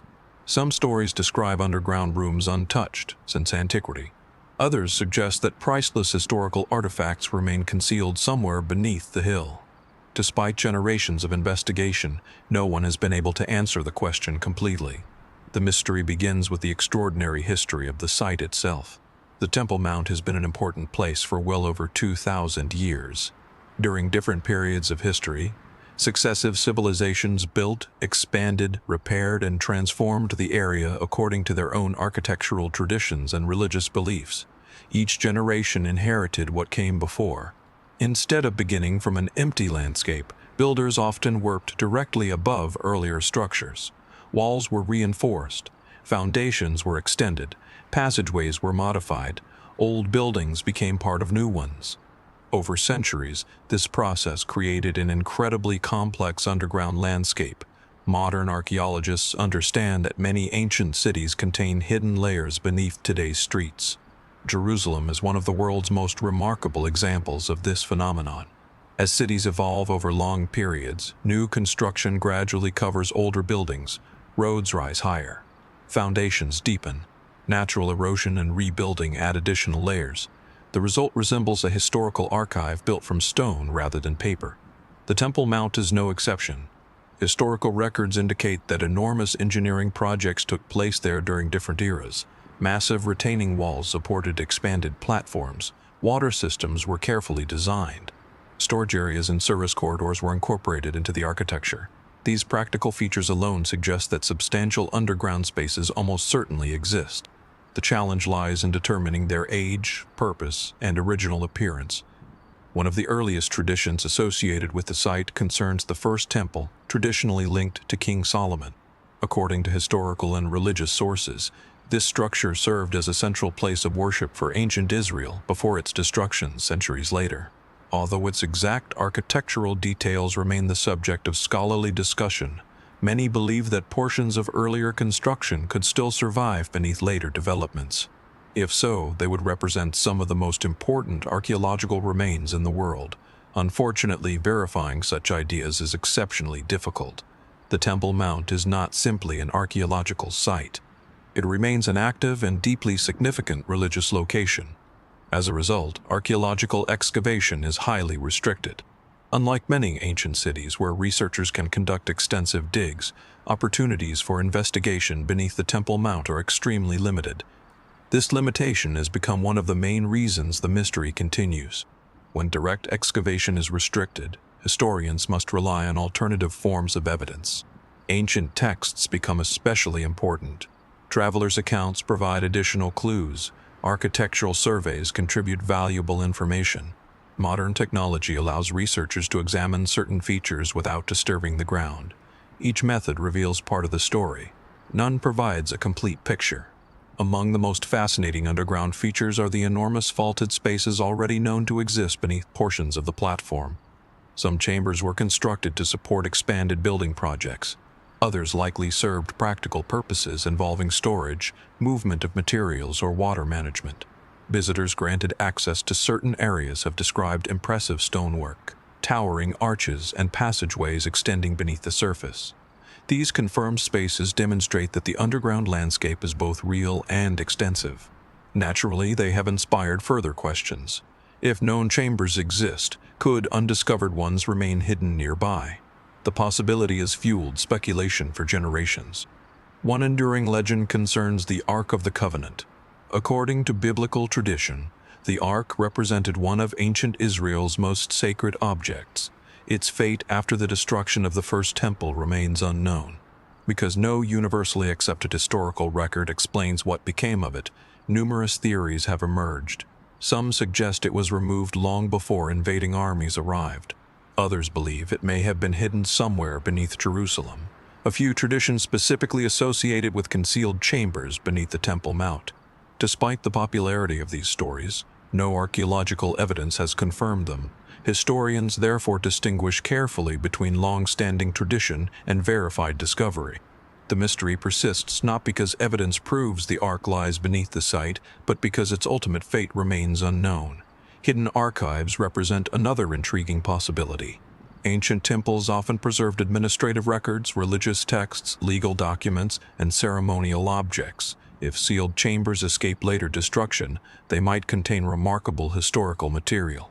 Even fragments of inscriptions could significantly expand understanding of the ancient Near East. Such discoveries have transformed archaeology before. The recovery of forgotten libraries elsewhere has revealed lost languages, political agreements, literary works, and scientific knowledge. Understandably, researchers wonder whether similar discoveries could someday emerge beneath Jerusalem. Engineering itself adds another layer of fascination. The Temple Mount rests upon an enormous artificial platform supported by sophisticated construction techniques. Creating such a structure required remarkable planning. Builders moved massive stone blocks, stabilized foundations, and designed systems capable of supporting monumental architecture. Studying these engineering achievements continues to reveal new information about ancient construction methods. Some underground spaces may simply reflect the practical realities of building on challenging terrain. Others may serve ceremonial or logistical purposes. Distinguishing between these possibilities remains one of archaeology's greatest challenges. Modern technology has changed how researchers investigate such questions. Ground-penetrating radar, laser scanning, three-dimensional mapping, and remote sensing allow scientists to examine structures without extensive excavation. These methods can identify voids, tunnels, changes in stone density, and hidden architectural features beneath the surface. While they cannot always determine the precise function of a chamber, they provide valuable guidance for future research. Even so, technology has limitations. Complex layers of construction accumulated over thousands of years create exceptionally difficult conditions for interpretation. Natural rock formations may resemble artificial spaces. Later renovations can obscure earlier structures. Collapsed passages complicate mapping efforts. Every new dataset requires careful analysis. Political and religious sensitivities further complicate the investigation. The Temple Mount holds profound importance for multiple faith communities. Decisions regarding archaeological work therefore involve far more than scientific considerations alone. Questions of preservation, access, heritage, and respect all influence what research is possible. Many historians emphasize that protecting the site's cultural significance must remain a priority alongside any future archaeological investigation. This balance between curiosity and responsibility has become central to the mystery. Public imagination, however, often moves in a different direction. Books, films, and documentaries frequently portray hidden tunnels filled with lost treasures, forgotten relics, or dramatic secret chambers waiting to be discovered. While such stories capture attention, professional archaeology typically advances through careful measurement rather than sudden revelation. A single carved inscription can prove more historically valuable than a room filled with gold. Context matters as much as discovery itself. Every artifact gains meaning from its original location, surrounding architecture, and relationship to other evidence. Removing objects without proper documentation destroys information that can never be recovered. This principle guides responsible archaeological practice around the world. The Temple Mount presents perhaps one of the clearest examples of why patience matters. Rather than pursuing sensational conclusions, researchers continue gathering small pieces of evidence from historical records, nearby excavations, architectural analysis, and technological surveys. Gradually, a more detailed understanding emerges. It may not satisfy every legend, but it brings historians closer to the truth. Interestingly, confirmed discoveries around Jerusalem have repeatedly demonstrated that unexpected underground spaces do exist throughout the ancient city. Excavations in surrounding areas have revealed tunnels, ritual baths, water channels, monumental staircases, and storage chambers hidden beneath later construction. These findings reinforce an important point. Jerusalem still contains many archaeological secrets. Whether the Temple Mount conceals equally significant undiscovered spaces remains an open question. Perhaps the greatest mystery is not whether chambers exist beneath the platform. Evidence strongly suggests that numerous underground structures already do. The real mystery concerns what remains unexplored. How many spaces have yet to be documented, which belong to different historical periods, What functions did they serve? Did any survive untouched through centuries of rebuilding? Those questions continue motivating historians and archaeologists alike. Each new technological advance offers fresh opportunities for investigation while respecting the extraordinary significance of the site. Future generations may possess methods capable of revealing hidden architectural details impossible to detect today. Until then, much of the underground landscape remains beyond complete historical understanding. For thousands of years, the Temple Mount has stood as a place where history, faith, architecture, and memory intersect. Its visible monuments tell only part of the story. Beneath them lies a complex network shaped by countless generations, each leaving traces for those who followed. Some chambers have already been identified. Others may still await discovery. Whether they contain forgotten engineering, ancient archives, ceremonial spaces, or simply the ordinary infrastructure of a remarkable city, they remind us that history often exists in layers. Sometimes the greatest mysteries are not hidden in distant lands or beneath remote mountains. Sometimes they rest quietly beneath places visited every day, preserving their secrets beneath centuries of stone. Until new evidence emerges, the secret chambers beneath the Temple Mount will remain one of archaeology's most compelling, unanswered questions. A mystery defined not by what has been found, but by what may still lie unseen beneath one of the world's most historic landscapes. The lost manuscripts of the House of Wisdom. Some of history's greatest mysteries are not hidden beneath ancient ruins or locked inside forgotten tombs. They are measured not in gold or precious stones, but in ideas that vanished before future generations had the chance to learn from them. Imagine a library so extraordinary that scholars traveled thousands of miles to study within its walls. A place where mathematicians, astronomers, physicians, philosophers, engineers, linguists, and historians worked side by side, preserving knowledge gathered from civilizations stretching across Africa, Asia, Europe, and the Middle East. Now imagine that much of it disappeared, not gradually over centuries, but within a single chapter of history. This is the mystery of the House of Wisdom in Baghdad, a legendary center of learning, whose lost manuscripts remain one of the greatest intellectual tragedies in human history. Unlike stories of hidden treasure, this mystery is not about discovering a secret vault overflowing with priceless objects. It is about wondering what humanity may have forgotten forever. The House of Wisdom, often known by its Arabic name, Bayt al-Hikmah, emerged during the height of the Abbasid Caliphate. Founded in Baghdad, one of the medieval world's greatest cities, it became far more than an ordinary library. It was a center of translation, a place of research, a gathering point for scholars from different cultures, an institution where knowledge crossed political and linguistic boundaries. At a time when much of the world remained divided by geography and language, the House of Wisdom encouraged an extraordinary exchange of ideas. Ancient Greek philosophical works were translated into Arabic. Persian scientific writings found new audiences. Indian mathematical concepts reached scholars who expanded and refined them. Medical knowledge from multiple civilizations was carefully studied, compared, and preserved. Instead of limiting learning to one tradition, scholars actively sought wisdom wherever it could be found. This openness helped transform Baghdad into one of history's most important intellectual capitals. The city's reputation attracted brilliant minds from across the Islamic world and beyond. Astronomers observed the skies with increasing precision. Mathematicians developed new methods that would later influence science around the globe. Physicians compiled medical knowledge into comprehensive texts. Geographers described distant regions with remarkable detail. Engineers explored practical innovations. Philosophers debated questions that continue to inspire discussion today. The House of Wisdom became a symbol of intellectual curiosity itself. Books arrived from every direction. Some were copied by hand. Others were translated into new languages. Many represented the only surviving versions of much older works. Each manuscript added another piece to humanity's growing understanding of the world. Then history took a dramatic turn. In 1258, the Mongol army under Hulagu Khan approached Baghdad. The city, once regarded as one of the world's greatest centers of learning, faced an uncertain future. The siege that followed marked a profound turning point in medieval history. Political power shifted. Administrative systems collapsed.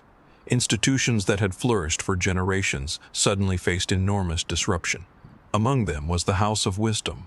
Historical accounts agree that the city's libraries suffered devastating losses during this period. Exactly how much was destroyed remains difficult to determine.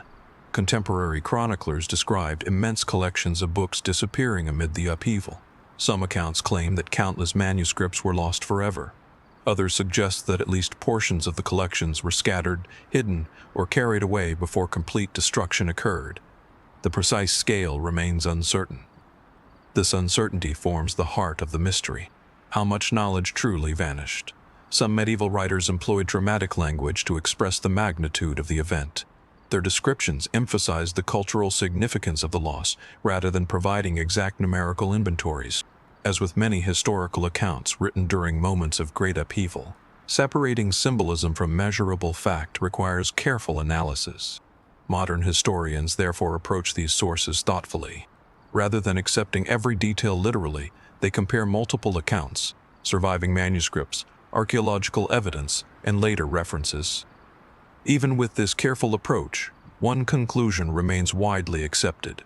An enormous amount of intellectual material disappeared during the fall of Baghdad. The real question is what those missing manuscripts contained, some undoubtedly duplicated works preserved elsewhere. Fortunately, many important texts survived because copies had already reached other cities across the Islamic world, Europe, and Asia. Without those earlier translations and reproductions, humanity might have lost far more. Yet historians also believe many unique works almost certainly vanished. Research notes, original commentaries, scientific observations, historical chronicles, engineering treatises, philosophical discussions, medical compilations, astronomical calculations, poetry, maps, administrative records. Countless documents may have existed in only a single copy. Once lost, they became impossible to replace. This possibility continues to inspire both fascination and sadness. Imagine opening a manuscript written by a scientist whose discoveries were never recorded anywhere else. Imagine reading a historian's first-hand account of civilizations that have since disappeared. Imagine finding detailed maps of regions whose landscapes have changed completely over the centuries. Such discoveries would transform modern understanding of history. Unfortunately, they may have vanished long ago. The mystery becomes even more compelling because fragments occasionally reappear.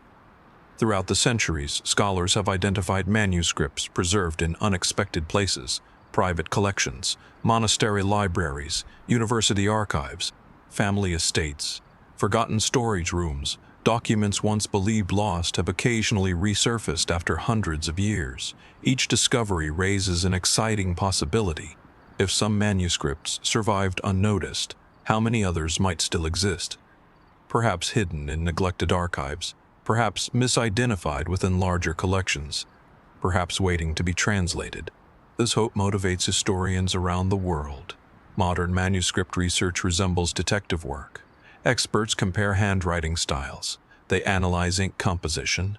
They examine paper, parchment, and binding techniques. Linguists identify regional variations in language. Digital imaging reveals faded writing invisible to the naked eye. Sometimes entirely new texts emerge from manuscripts previously thought unreadable. Technology has transformed the field. Multispectral imaging allows researchers to recover erased or damaged writing. Artificial intelligence assists in reconstructing fragmented texts. High-resolution scanning preserves delicate manuscripts while making them accessible to scholars worldwide. Although these innovations cannot recover books that no longer exist, they maximize information preserved within surviving documents. The House of Wisdom also reminds us that knowledge rarely belongs to one civilization alone. Its collections reflected centuries of cultural exchange. Greek philosophy influenced Islamic scholars. Persian astronomy informed later research. Indian mathematics inspired further innovation. Ideas moved across borders, adapting and evolving with each generation. The library itself symbolized this interconnected intellectual world. Its loss, therefore, affected far more than one city. It represented a disruption in the continuous conversation of human knowledge. One particularly fascinating question concerned scientific discoveries that may have disappeared. History often celebrates breakthroughs because written evidence survives. But what about discoveries recorded only once?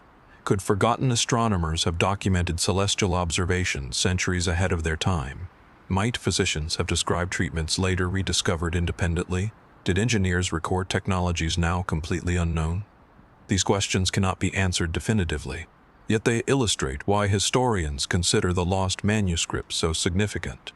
The greatest treasures may not have been physical objects at all. They may have been ideas. Public imagination sometimes portrays the House of Wisdom as a single, enormous building filled with shelves stretching endlessly into the distance. The historical reality was likely more complex. Scholarly activity probably occurred across multiple institutions connected through teachers, copyists, translators, and administrators. Books circulated between libraries. Scholars carried personal collections. Knowledge existed within communities as much as within buildings. This broader perspective offers one encouraging thought. Although many manuscripts were undoubtedly lost, some knowledge survived because people remembered it, taught it, copied it, and carried it elsewhere. Ideas often prove more resilient than stone walls. Even so, gaps remain. Historians frequently encounter references to books that no longer exist. Ancient writers quoted works now lost. Catalogs mention titles without surviving copies. Later scholars summarize texts whose originals disappeared centuries ago. Each missing manuscript leaves another unanswered question. What insights did it contain? How might it have changed our understanding of history? The search continues. Libraries around the world are digitizing ancient collections. International research teams compare scattered fragments across continents. Previously inaccessible archives become available for study. Every newly identified manuscript expands humanity's understanding of the medieval world. Sometimes a single forgotten page reshapes an entire field of historical research. That possibility keeps scholars searching. Unlike hidden treasure buried beneath the earth, lost knowledge can occasionally return through patient investigation. The process is slow, meticulous, often unpredictable. Yet history repeatedly demonstrates that remarkable discoveries remain possible. A manuscript overlooked for centuries can suddenly illuminate forgotten chapters of science, philosophy, or literature. Perhaps the greatest lesson of the House of Wisdom is not simply that knowledge can be lost. It is that preserving knowledge requires constant effort. Every generation inherits ideas from those who came before. Whether those ideas survive depends upon copying, teaching, protecting, translating, and sharing them. The scholars of Baghdad understood this responsibility. Their work connected civilizations separated by language, geography, and time. Although many manuscripts disappeared during the city's darkest chapter, their broader legacy endured. Modern mathematics, astronomy, medicine, and philosophy still reflect contributions preserved through generations of dedicated scholarship. The missing books remain a mystery, but the spirit of curiosity that created them continues to inspire researchers today.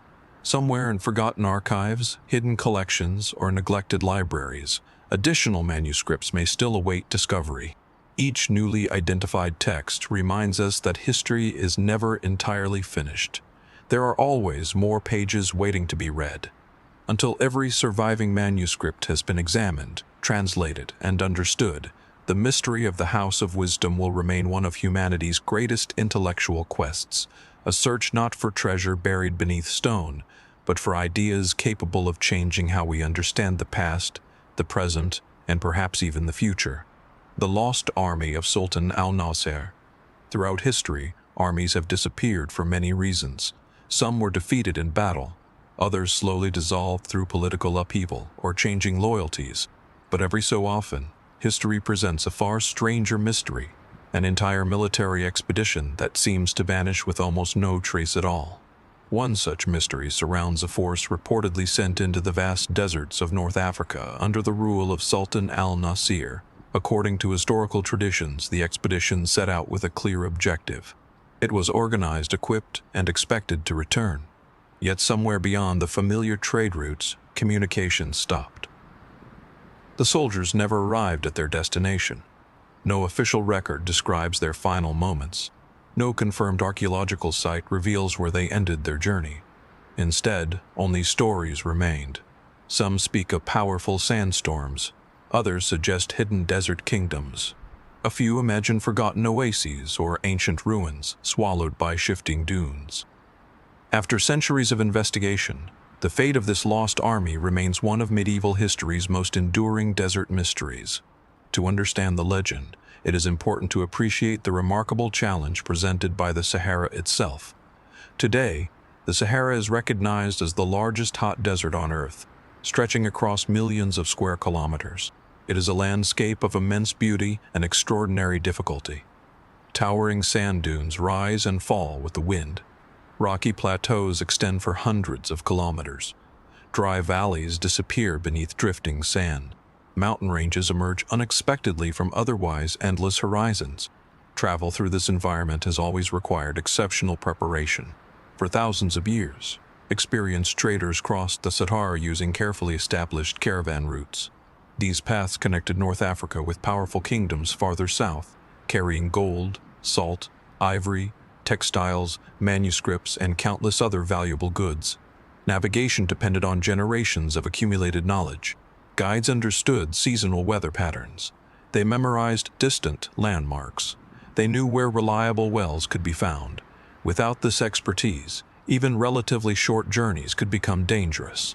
Against this backdrop, stories emerged describing Sultan al-Nasir's mysterious military expedition.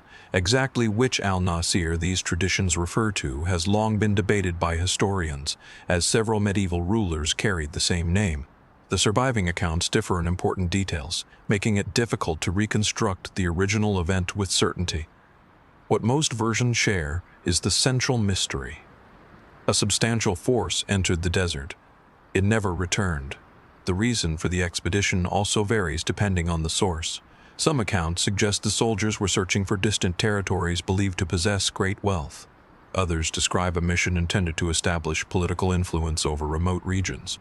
A few traditions hint at forgotten settlements hidden deep within the desert, places rarely visited even by experienced caravans. Regardless of the precise objective, the journey required crossing one of the world's most unforgiving environments. At first glance, the disappearance seems almost impossible. An organized medieval army represented an enormous logistical undertaking. Soldiers required food, animals needed water, equipment demanded constant maintenance, large groups left visible traces along established routes. How could such an expedition simply vanish? The answer may lie in the unique nature of the desert itself. Unlike forests or mountains, deserts constantly reshape their own landscape. Powerful winds move enormous quantities of sand every year. Ancient roads disappear. Small structures become completely buried. Even modern vehicles can vanish beneath shifting dunes if left undisturbed for long enough. Archaeologists working in the Sahara have repeatedly uncovered settlements, caravan stations, and burial sites hidden beneath layers of windblown sand. Some remained invisible for centuries. This remarkable process has inspired one of the most widely accepted explanations. Perhaps the lost army was overcome by environmental conditions. A prolonged sandstorm could dramatically reduce visibility. Navigation might become impossible. Separated groups could struggle to reunite. Water supplies might become inaccessible. Without reliable landmarks, even experienced travelers could gradually lose their sense of direction. Historical records confirm that severe desert storms have disrupted travel throughout history. However, while this explanation is plausible, it leaves unanswered questions. Would an entire army disappear without leaving any archaeological evidence? Could equipment, campsites, or burial locations remain hidden indefinitely? Researchers continue investigating these possibilities. Another theory focuses on logistics rather than weather. Desert travel demands careful planning. Water sources are often separated by great distances. If one expected oasis proved dry or inaccessible, an expedition's entire schedule could collapse. Animals weakened by dehydration travel more slowly. Supply shortages multiply. Decision-making becomes increasingly difficult. Even small errors can produce cascading consequences. Some historians believe the expedition may simply have exceeded the limits of medieval logistics. Rather than experiencing one catastrophic event, the force could have gradually fragmented as resources diminished. This explanation aligns with known challenges faced by long-distance caravans. Still, direct evidence remains elusive. Legends add another dimension to the story. For centuries, travelers crossing the Sahara have shared accounts of abandoned cities emerging from the dunes, mysterious lights on the horizon, and distant ruins visible only under particular conditions. Many of these stories likely arose from natural phenomena. Heat can produce remarkable optical illusions. Mirages create the appearance of lakes where none exist. Mountain ranges seem to float above the horizon. Shifting light transforms ordinary rock formations into unfamiliar shapes. These effects have inspired countless desert legends. Over generations, such stories often blended with historical events. Some traditions therefore suggest the Lost Army became associated with hidden civilizations or forgotten kingdoms deep within the Sahara. Although these accounts capture the imagination, historians distinguish carefully between folklore and evidence. No confirmed archaeological discovery supports the existence of a secret kingdom responsible for the army's disappearance. Nevertheless, the legends themselves reveal how profoundly the desert influenced those who attempted to cross it. Modern archaeology has significantly expanded understanding of the Sahara. Satellite imagery has revealed ancient river systems that once flowed through regions now completely dry. Researchers have identified prehistoric settlements, rock art, and long-forgotten caravan routes previously concealed beneath sand. These discoveries demonstrate that the desert has changed dramatically over thousands of years. Areas currently barren once supported lakes, vegetation, and human communities. This changing landscape complicates historical investigation. Routes used during one century may have become inaccessible during another. Settlements abandoned because of environmental change may now lie deeply buried. Consequently, locating evidence associated with a single medieval expedition becomes extraordinarily difficult. Technology continues improving the search. Remote sensing allows archaeologists to detect subtle features invisible at ground level. Ground surveys combine satellite data with traditional exploration. Geophysical methods help identify buried structures beneath desert surfaces. Each advance increases the possibility of discovering forgotten archaeological sites. Yet the Sahara remains immense. Even today, large regions remain only lightly explored by modern scientific expeditions. The mystery therefore persists partly because the search area is so vast. Historical documentation presents another challenge. Many medieval records describing events in North Africa have survived only in later copies. Some chronicles summarize earlier sources that no longer exist. Others combine historical observation with oral tradition. As manuscripts passed from one generation to another, details occasionally changed. Different writers emphasized different aspects of the story. Sorting reliable information from later editions requires careful comparison between multiple sources. This process rarely produces simple conclusions. Instead, historians gradually identify patterns while acknowledging uncertainty. Interestingly, similar mysteries appear elsewhere in world history. Several military expeditions have disappeared under circumstances that remain only partially understood. Remote environments, incomplete documentation, and centuries of environmental change frequently combine to obscure the historical record. The lost army of Sultan al-Nasir belongs naturally within this broader category of historical enigmas. It reminds us that even well-organized societies sometimes encountered environments beyond their ability to fully control. The Sahara has always demanded respect. Its beauty can be breathtaking. Its silence can be overwhelming. Its scale challenges ordinary perception. For medieval travelers, crossing such a landscape required not only preparation, but also humility. Nature often determined the outcome more than human ambition. This perspective offers an important reminder. History is shaped not only by kings, armies, and political decisions, but also by geography and climate. Deserts, mountains, rivers, and oceans have influenced civilizations as profoundly as any ruler. The disappearance of a single expedition illustrates that relationship vividly. Modern researchers remain optimistic that future discoveries may eventually illuminate the mystery. Ancient campsites continue emerging from beneath retreating dunes. Previously unknown trade routes are identified through satellite analysis. Archaeological surveys uncover evidence of medieval travel in regions once considered inaccessible. Each discovery improves understanding of how people navigated one of Earth's most demanding environments. Perhaps one day investigators will uncover artifacts linked to the lost expedition, a forgotten campsite, military equipment, written records preserved by unusually dry conditions. Such discoveries could transform legend into documented history. Until then, historians remain cautious. The evidence supports several plausible explanations: environmental hazards, logistical failure, gradual fragmentation, incomplete historical documentation. Each contributes part of the picture. None answers every question completely. That uncertainty explains why the mystery has endured for centuries. The story is not simply about a missing army. It is about humanity's relationship with the unknown. It reflects the risks accepted by explorers, merchants, and rulers who ventured beyond familiar landscapes in pursuit of opportunity, knowledge, or influence. Sometimes they succeeded, sometimes they returned with remarkable stories, and sometimes history remembers only that they disappeared. Somewhere beneath the endless sands of the Sahara, traces of forgotten journeys may still lie hidden. Wind continues reshaping the landscape exactly as it has for thousands of years. Ancient caravan routes remain partially buried.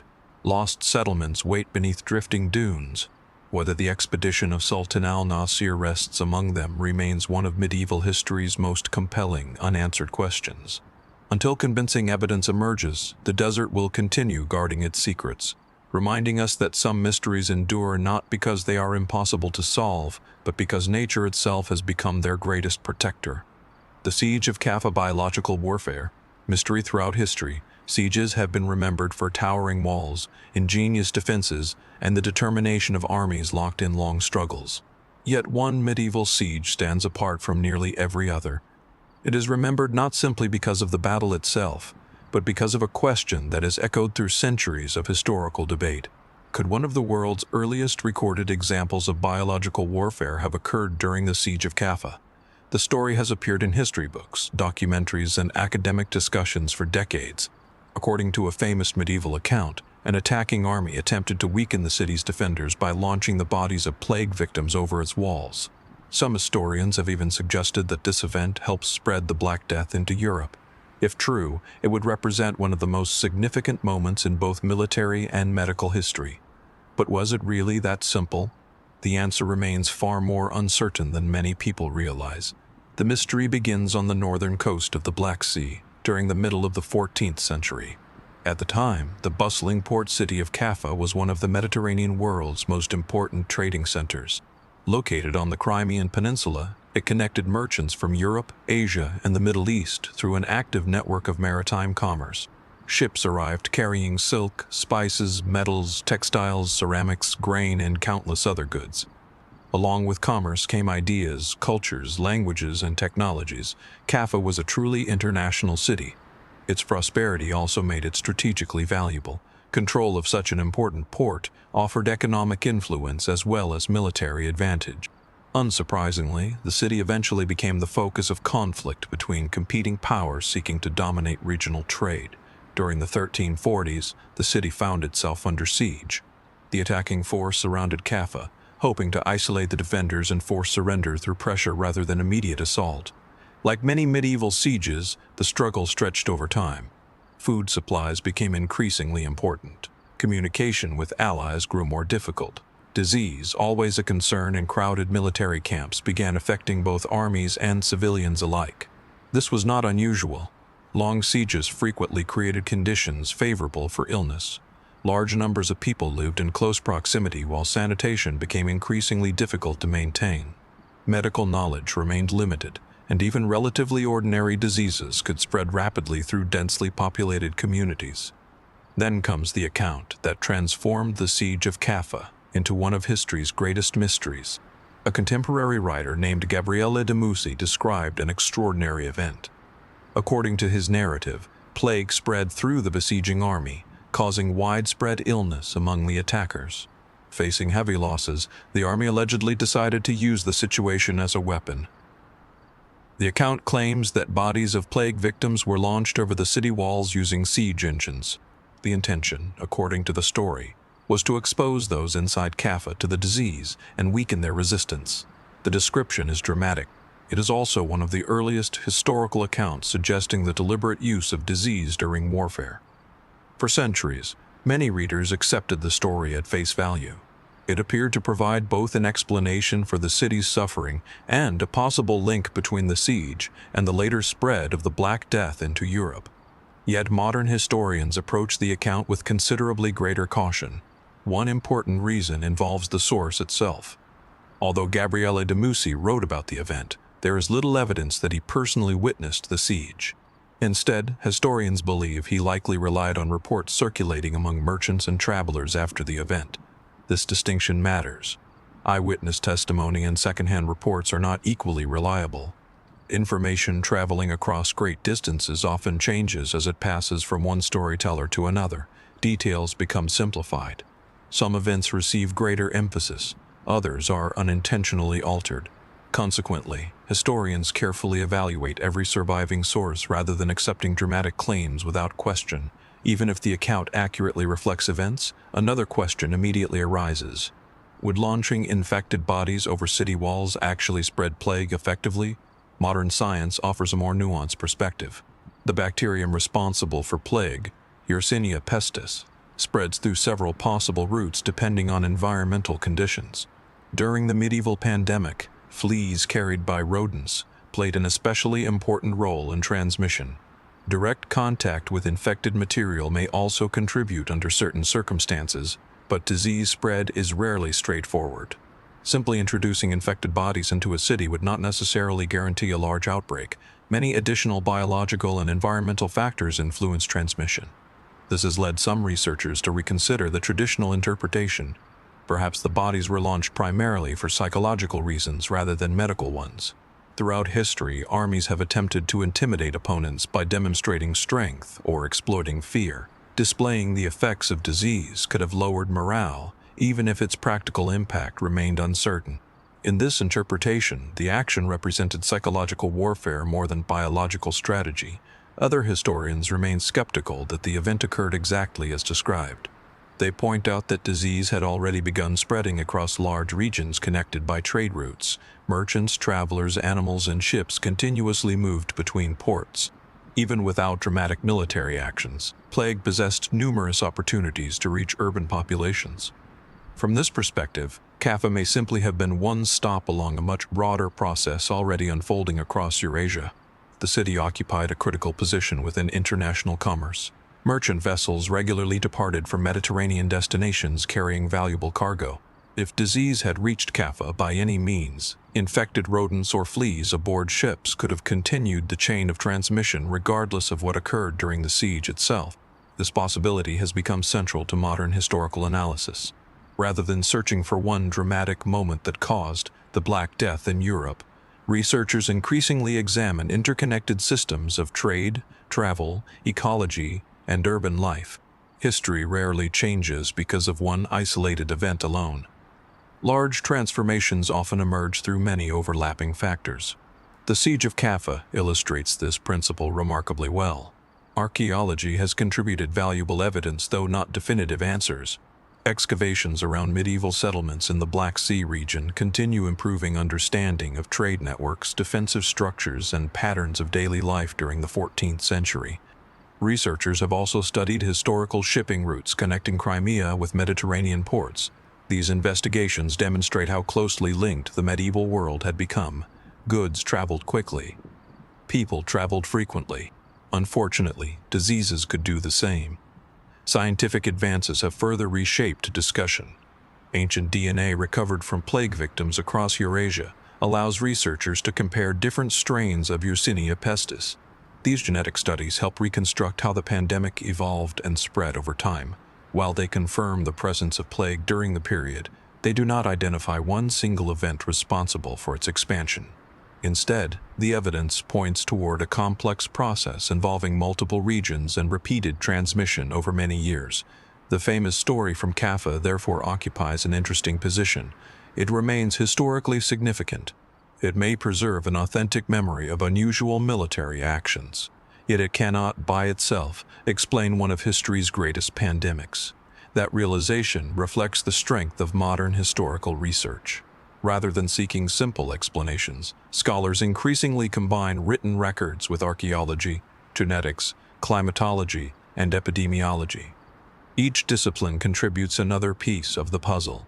None tells the entire story alone. Public imagination, however, often prefers dramatic narratives. The image of siege engines launching infected bodies across towering walls is undeniably memorable. It appears in novels, documentaries, and popular history because it captures attention immediately.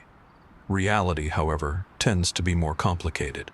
Even if the event occurred, its actual impact may have differed considerably from later retellings.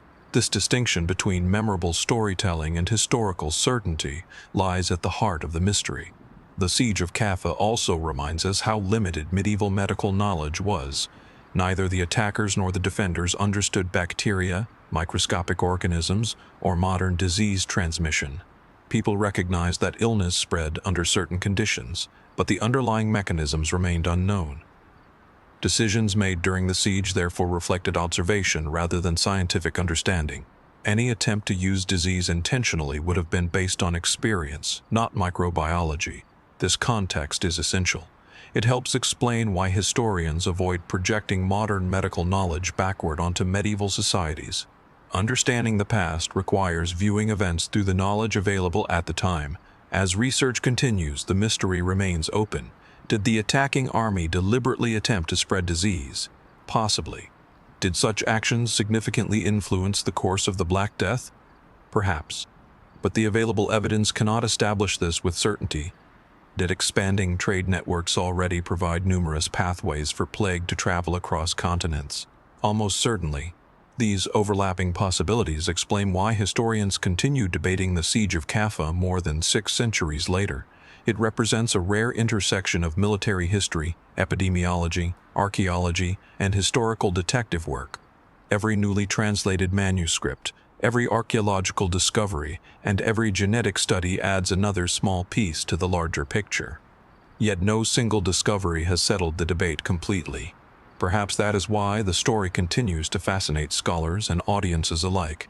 It is not merely a tale of one medieval siege. It is a reminder that history's greatest mysteries often emerge where human conflict intersects with forces far beyond anyone's control. Invisible organisms, global trade, environmental conditions, and political ambition combine to shape events in ways no medieval commander could fully understand. Whether the Siege of Kaffa represents one of history's earliest examples of biological warfare, or simply one dramatic episode within a much larger pandemic, it remains an extraordinary historical puzzle. Its unanswered questions continue to encourage careful research rather than easy conclusions. And, until new evidence provides greater certainty, the walls of Kaffa will remain more than the setting of an ancient siege. They will stand as the backdrop to one of history's most debated and thought-provoking mysteries, where the line between documented fact and enduring legend is still being carefully explored.